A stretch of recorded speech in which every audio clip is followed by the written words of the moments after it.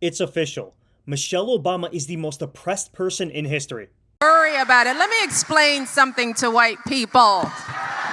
Our hair comes out of our head naturally in a curly pattern. So when we're straightening it to follow your beauty standards, we are trapped by the straightness.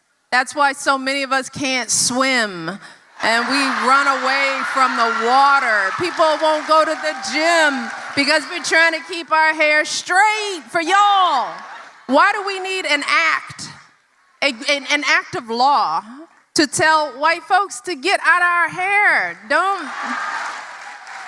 Y'all white people need to stop worrying about our hair. Like, no one gives a shit about your greasy ass hair, Big Mike. And the reason you can't swim is because your balls drag down to the floor. Is there anyone more unlikable than Michelle Obama? Here she is complaining about having a glam team do her hair and makeup and pick out her $1,000 dresses for her. Sounds dismal.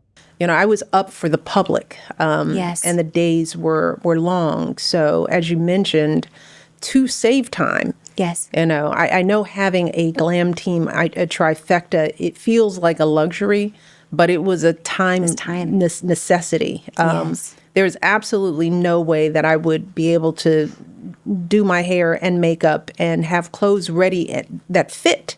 Talk about first world problems. I'm sure the guy who wakes up at 5 a.m. and has to lay bricks for a living can relate. Sounds like such a miserable life being the First Lady of the United States, being featured on the cover of Vogue magazine. Here she is once again playing the race card. Play clip. And you also say, as a black woman, I was under a particularly white hot glare. Did you feel that?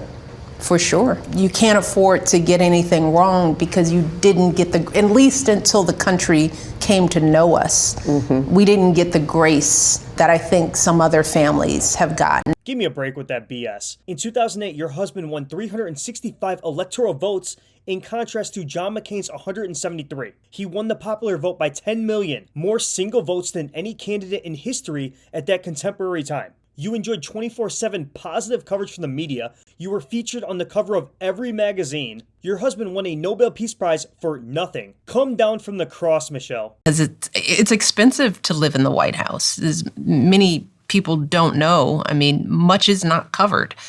You're paying for every bit of food that you eat. You're not paying for housing and the staff in it. But everything, even travel, if you're not traveling with the president, if your kids are coming on a Bright Star, which is the First Lady's plane, we had to pay for their travel to be on the plane. It is an expensive proposition, and you're running for 2 years and not earning an income. That sounds horrifying. Let's check in on the current net worth of the Obamas in 2025. $70 to $135 million according to Business Insider. They own a $12 million estate in Martha's Vineyard. By the way, that's like the whitest neighborhood in America. When the Obamas entered the White House in 2009, they had a net worth of $1.3 million and left the Oval Office in 2017 with a whopping $70 million. That would be a pretty opulent lifestyle for most of us, but what do I know? I'm too white to understand. If you enjoyed that clip, please hit the subscribe button. Thanks.